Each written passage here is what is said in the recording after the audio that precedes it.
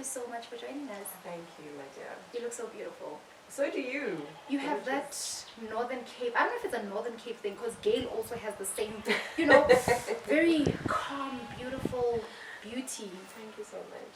Speaking of the Northern Cape, you left the Northern Cape with 379. I left the Northern Cape with 379 rand in my account, yes. Where did you sleep when you got to Joburg?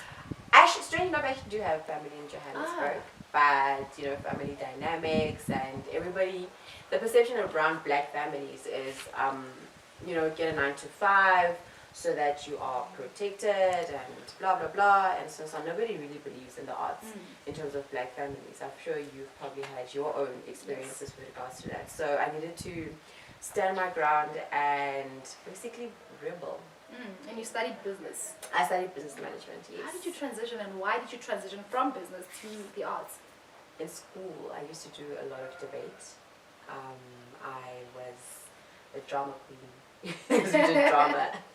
And I was a dancer actually growing up. That was my first gig when I got here. I used to work at Fanbase at the SABC studio. So I was a dancer there and slowly grew into presenting, and yeah, the rest is history. And which one is your favorite? Because you have choreographer, actress, MC, presenter, and many other things. I think I enjoy firstly being a mom.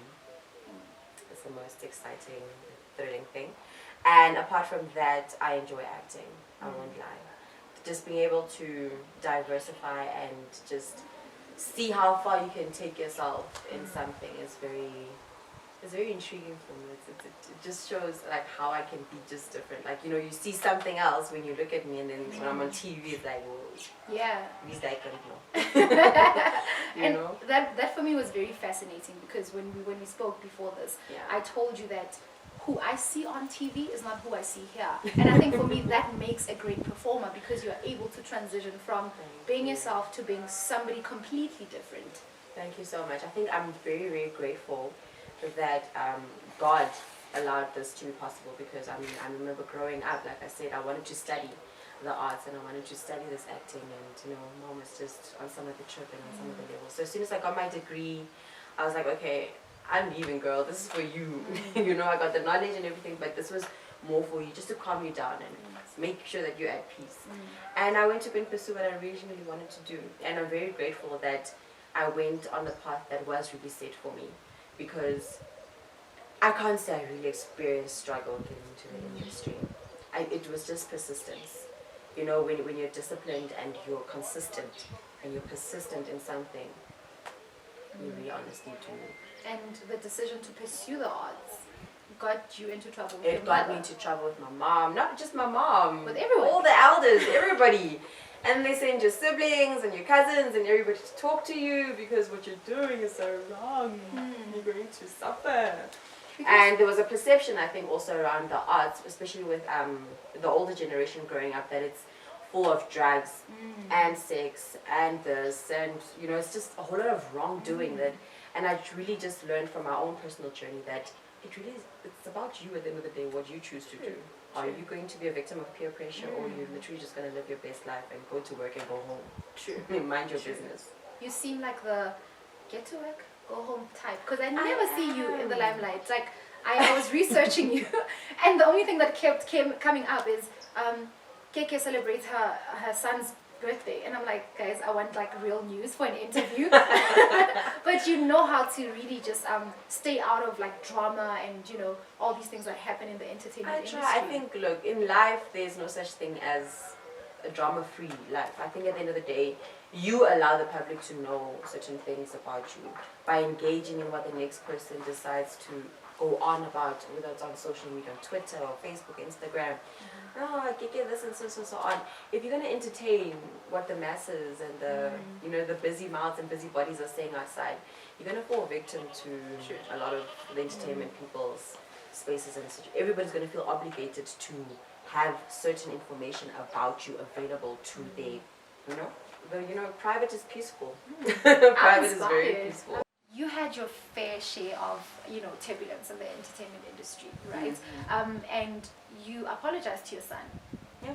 And you said you were sorry that you blamed him for losing your job, right? And I want to know when you decided to let go of that guilt, you know.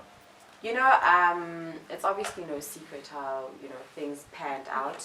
I was at the peak of my career when my husband and I found out that we were expecting. So obviously at that point in time, it was rather befuddling because we found out very late in the pregnancy that I was actually expecting. Actually this small when I found out that I'm close to 5 months pregnant. So the approach obviously was done with what's it called again? Like everything was done with protocol. You understand? You first let your agent know, then your agent has to let the production, and so when things unfolded the way that they did, and I was used the way that I was used, and my story was told to benefit everybody except for my own well-being and my child, it put me in a very, very depressed state of mind. And for me, it was like, okay, I lost out on this and that and so on, because things were flowing. There were deals being compiled with this and so on.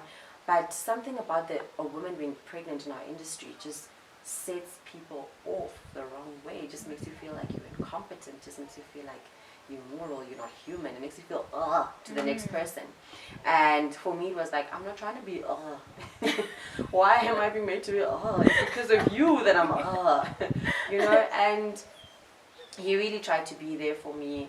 Everybody really tried to be supportive on some, like, you know what, this is, you're old enough, first and foremost. Understand that you are like 28. Yes. This is your peak, this is your prime, you're a woman, this is expected. Don't let the next situation or your current situation determine your tomorrow. This is really a blessing. And you know what, it has felt like it. It really has felt like it. I needed to just make sure that I find solace and peace, because I swear the minute I held my son, Speaking of holding your son, if he was watching this 10 years from now, what would you like for him to hear that you said right now? That you're the best thing that mommy has ever had in her life. I love your dad and your sister, but you made me feel so complete because he looks like me. He's very cute. He's very cute. He literally looks like me. He makes me so happy. He's the most gentle little boy I've ever met. Like Honey can sense when I'm a little disturbed, and he'll just come and give me a hug, or he'll grab my face and give me a kiss. And he's such a sweet little boy. He's daddy's baby, but he really has a soft spot for me. And I didn't think I'd feel the way that I felt about my son when I held him, considering how he came into light and the things that happened around my pregnancy. And what advice do you have for young actresses who are trying to break into the industry? The industry has no friends. You are your best friend. Keep your circle small. Go to work, hustle, and go home. You will benefit nothing trying to be friends with whoever you think is relevant in that moment. Because honestly, within the industry, that's when you realize and you grow the biggest backbone. People will keep talking. If you're going to answer to what they say, you're setting yourself up for a downfall at the end of the day. So honestly, trust your intuition, trust your gut, keep to yourself. You will get far, and be very truthful to yourself. Don't let nobody step all over you. And I want to go more on the spiritual side of things, because you're quite celebratory of who you are, where you come from, and I want to know from an actress or public figure rather perspective why it's so important for us to be inclined and in tune with who we are. Honestly, my spiritual well-being stems from growing up within that space and that element. My grandmother was a traditional healer before she passed, and one that's very, when I realized I've got prophetic dreams, it was kind of like, what are you doing? I'm not trying to mess people's lives up. But I pray before anything else, you understand? As much as, yes, being a black woman and being a black person in general, we understand that there's ancestors and this and so. Everybody's got ancestors from any cultural aspect. But before I engage and try and engage with having that line of intimacy or connection and, be with them, I literally honestly pray for guidance from God and say, okay, look, God, I'm trying to speak to your people that you took to put you on your side. These people are like, the halfway gate, the little Gabriel at the door of heaven. So like, please holler at them, tell them I'm here. They must come answer the door so they can give you my message. And I always feel like it's something that puts me at peace. Yeah, it's something that really puts me at peace. I'm not ashamed about it. I'm gonna make sure that my kids know about it. My partner is just as much spiritual as I am, and when we feel very disturbed in the house, that's our center. So you'll burn your incense or your mpepho, and it literally just your sage just throughout the house. There's something about sage that just calms my home.